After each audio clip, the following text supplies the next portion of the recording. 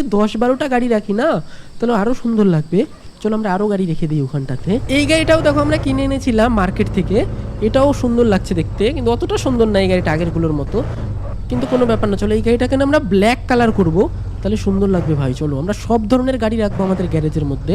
ওকে, তো এই গাড়িটারও আমরা কালার চেঞ্জ করে দিই, এই গাড়িটারও আমরা ব্ল্যাক কালার করে দিই।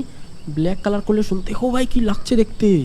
এই গাড়িটা আমরা ব্ল্যাক কালার তো করে দিয়েছি, আর একটু পলিশ করতে হবে, তাহলে চকচক করবে গাড়িটা।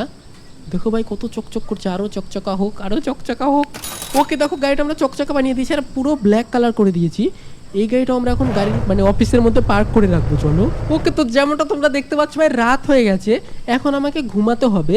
আর প্রথমে আমি যে কন্টেনারে ঘুমাতাম না, সেই কন্টেনার নাকি আপডেট করা যায়, আমি জানতাম না সেটা আপগ্রেড করা যাবে। আর আগের পার্টে পার্ট 4-এ আমি একটা বাড়ি কিনেছি আমার জন্য।